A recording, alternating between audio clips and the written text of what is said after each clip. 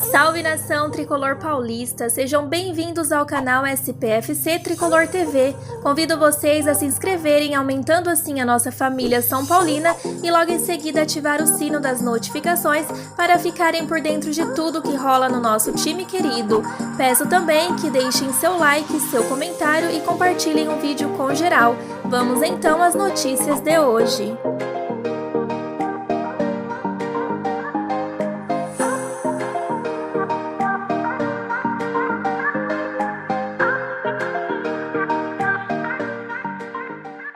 Antes da bola rolar, na noite deste sábado, dia 23, para a partida entre São Paulo e Coritiba, a delegação tricolor foi surpreendida por um ato de vandalismo. A emboscada aconteceu próximo à ponte Eusébio Matoso, causando confronto entre os criminosos e policiais militares. Dos cerca de 20 a 30 envolvidos no crime, 14 foram presos, 3 agentes da PM foram feridos e encaminhados a um hospital. O ônibus São Paulino ficou bastante danificado, mas felizmente nenhum jogador ou funcionário ficou ferido. A Polícia Militar do Estado de São Paulo foi rapidamente acionada. De acordo com a apuração do repórter Guilherme Muniz, da Rádio CBN, a Polícia Militar confirmou que artefatos explosivos foram deixados pelos criminosos no trajeto que o ônibus faria, o que acabou obrigando os policiais a detonarem as bombas antes, pois havia risco de explosão.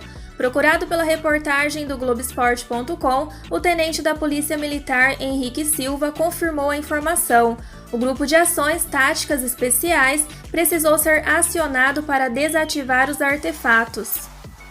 E de acordo com o repórter Marcelo Lima, da equipe de reportagem da Rádio Energia 97 FM, o motorista do ônibus que levava os jogadores revelou que mesmo que o veículo da equipe tenha mudado o itinerário para evitar qualquer tipo de ataque da torcida, o time acabou sendo vítima de uma grande emboscada. O profissional relatou por fim que Luciano e mais 2 jogadores foram atingidos por estilhaços.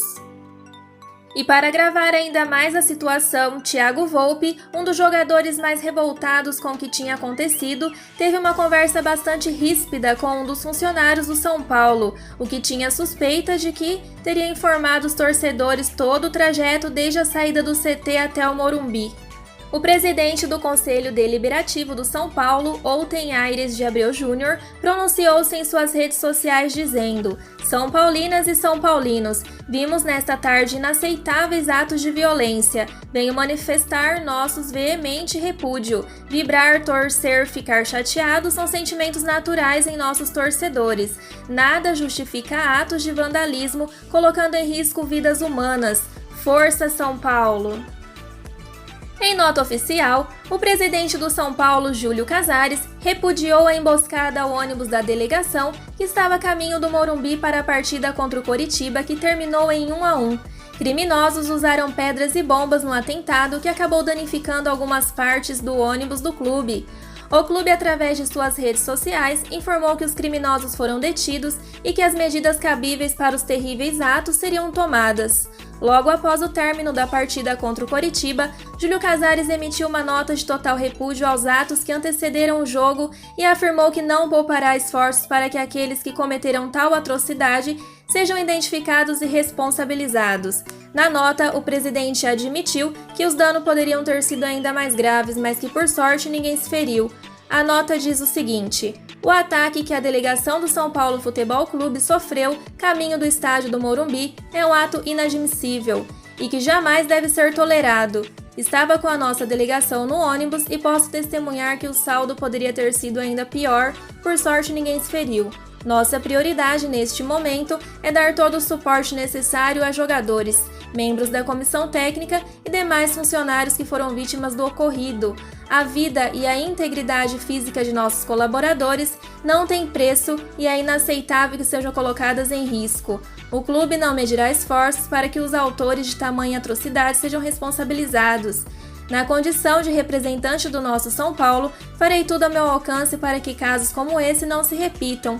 Para isso, já determinamos a Câmara Setorial de Segurança, na figura do Dr. Luiz, que acompanhe os desdobramentos com afinco e proporcione às autoridades todo o suporte necessário que cabe ao clube. Reitero que estou à disposição dos nossos funcionários para apoiá-los e protegê-los. O técnico Fernando Diniz rasgou elogios aos seus jogadores após o empate no jogo de ontem, apesar do ataque ao ônibus da delegação de São Paulo, protagonizado por criminosos no caminho do estádio. O time entrou em campo e esteve com a vitória nas mãos, mas novamente deixou preciosos pontos escaparem, disse Fernando Diniz. Os jogadores são muito profissionais, trabalharam muito e fizeram de tudo para ganhar o jogo hoje. Erramos nas conclusões, mas os jogadores se empenharam e entraram bem. Apesar do que aconteceu, os jogadores tiveram uma atitude muito coerente, profissional e foram muito unidos no jogo de hoje. As cenas de terrorismo no trajeto rumo ao estádio do Morumbi foram lamentáveis, mas o São Paulo soube se blindar com as consequências emocionais do acontecimento e até saiu na frente graças ao gol de Luciano. Com uma formação mais ofensiva, o tricolor esteve próximo de ampliar em diversas ocasiões no segundo tempo, mas pecou nos arremates e foi castigado no final do jogo, e prosseguiu o treinador são paulino. Quanto ao incidente, é tudo o que a gente não quer no futebol, não podemos aceitar e tolerar. Em relação ao que aconteceu no campo, os jogadores souberam abstrair. Poderíamos ter vencido o jogo de maneira até fácil pelas chances que criamos no segundo tempo. Demos uma bobeada muito grande no arremesso lateral do Coritiba. No único chute praticamente que foi no gol, acabamos cedendo o empate. Com o resultado, o tricolor perdeu a chance de reassumir a liderança do Campeonato Brasileiro e agora terá de torcer por uma derrota do Internacional no clássico contra o Grêmio neste domingo para evitar que a distância para a ponta da tabela aumente ainda mais. E concluiu Diniz: temos que continuar trabalhando, acreditar nas nossas forças. A única coisa em que não podemos acreditar é que está tudo errado e parar de trabalhar. Se ganhássemos o jogo que era para ter ganho, já havia um clima diferente. Tivemos muitas chances no segundo tempo, erramos, bobeamos num arremesso lateral que deu a oportunidade de o Coritiba marcar. Temos que nos juntar cada vez mais para podermos vencer esse momento que estamos passando. A emboscada sofrida ontem, além de repercutir dentro do clube, também foi assunto fora do Brasil. O site Sport da Espanha destacou que o tricolor teve uma noite negra ao ser apedrejado e tropeçar em casa, somando sua quinta partida sem vitória. O tradicional jornal A Bola de Portugal ressaltou a ação da polícia brasileira, que conseguiu prender 14 pessoas envolvidas no ataque. Com o empate, o São Paulo perdeu a chance de reassumir a liderança da competição e agora pode deixar de ser o vice-líder. O técnico Fernando Diniz afirmou que estava pronto para abrir mão do seu modelo de jogo na reta final da partida contra o Coritiba neste sábado para garantir a vitória. Porém, antes de fazer as substituições necessárias para fechar a equipe, os visitantes acabaram chegando ao empate, fazendo com que o plano do comandante tricolor caísse por terra. Após sacar Bruno Alves no intervalo para a entrada do Vitor Bueno, Fernando Diniz viu o São Paulo abrir o placar, consequência da formação mais ofensiva. Com a vitória parcial, o treinador tinha em seus planos colocar o novo zagueiro em campo, voltando a contar com Luan no meio, mas o Coxa foi mais rápido, deixando tudo igual a poucos minutos do fim, explicou Diniz. Futebol, há 20 dias, o São Paulo era celebrado como o melhor time do Brasil. Acho que a equipe fez um segundo tempo muito bom, o normal era fazer o segundo e terceiro gols, mas acabamos sofrendo empate. Na hora que saiu o gol, iríamos fazer essa mudança, recompor a zaga, porque estávamos tendo facilidades para fazer o gol e não estávamos fazendo. Talvez fosse melhor deixar o time mais protegido, mas acabou não dando tempo. O lance foi um lance muito isolado, não de contra-ataque. Arremesso lateral, dormimos completamente e acabamos cedendo o empate.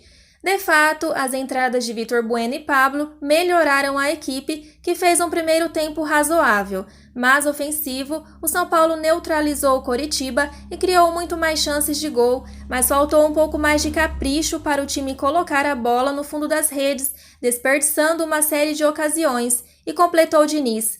Quando fizemos a mudança, o time ficou sem sofrer bastante tempo, começamos a perder contra-ataques fáceis e chances claras em série. Daquele momento que saiu o gol em diante, pensamos em empurrar o Luan para a volante e colocar um zagueiro, mas não tomamos gol por causa disso. Em outras ocasiões, recompus a zaga e tomamos o gol. O time não ficou desprotegido porque eles colocaram mais atacantes. A maneira como perdemos as chances foi o que chamou a atenção. Com mais um tropeço na conta, o São Paulo agora volta o foco para o duelo contra o Atlético Goianiense em Goiânia no próximo domingo pela 33ª rodada do Campeonato Brasileiro. O técnico Fernando Diniz terá mais uma semana livre para ajustar a equipe e fazê-la voltar a vencer, o que não acontece há 6 jogos. Após a partida, as câmeras flagraram o goleiro reclamando sobre os repetidos toques na bola dados pelo tricolor na construção de suas jogadas. A reclamação, fica só tocando de lado da Nisso, teria sido dirigida ao lateral esquerdo Reinaldo e a discussão entre ambos recebeu panos quentes por Fernando Diniz, que falou: "Não tem clima ruim e nem crise no elenco. O Volpi e o Reinaldo se dão muito bem. Foi uma cobrança natural de jogo que todo mundo queria ganhar, ninguém queria perder. A discussão foi saudável no meu ponto de vista, mas já está tudo bem", relatou então o Diniz. O São Paulo segue acreditando que pode ser heptacampeão brasileiro, mesmo com todos os tropeços recentes que fizeram a equipe dar adeus à liderança na competição. Passado o empate em 1-1 com o Coritiba no Morumbi, o técnico Fernando Diniz fez questão de garantir que continua confiante em relação ao tão sonhado título. Ele disse: "Obviamente, pensamos em título. O time mostrou que tem qualidade durante toda a temporada, ficamos na liderança um bom tempo. Tem condições de começar a vencer a partir do próximo jogo. Em relação a recuperar a confiança dos jogadores, estamos fazendo o máximo para que isso aconteça. O time está cada vez mais junto, os jogadores estão se empenhando nos treinamentos, se aproximando cada vez mais", afirmou então o comandante tricolor. Sem vencer, em 2021, somando 3 derrotas e 2 empates, o São Paulo tem apenas a 6ª melhor campanha do segundo turno. Depois de se figurar como dono do melhor ataque e da melhor defesa do Campeonato Brasileiro, chegando a ser também o melhor visitante e melhor mandante da competição, o tricolor agora luta para resgatar a dignidade passados os vexames recentes. E prosseguiu Diniz: "Não é fácil, o campeonato é difícil, temos errado muito mais do que costumamos errar e temos sofrido as derrotas. É no sofrimento que a gente tem a oportunidade de crescer. Acredito no caráter do time, os jogadores trabalham muito, se dedicam muito, vamos fazer o máximo para vencer." A próxima oportunidade do São Paulo, enfim, deixar a crise para trás, será no próximo domingo, quando o time encara o Atlético Goianiense em Goiânia. Com uma semana cheia para ajustar a equipe, Fernando Diniz chegará mais pressionado do que nunca para esse confronto que pode definir o futuro do treinador no clube do Morumbi. Quero mandar um salve para João Victor. Muito obrigada por acompanhar o canal. Essas foram as notícias de hoje, espero que tenham gostado, amigos são paulinos. Nos encontrem aqui no YouTube no próximo vídeo, fiquem com Deus e até mais!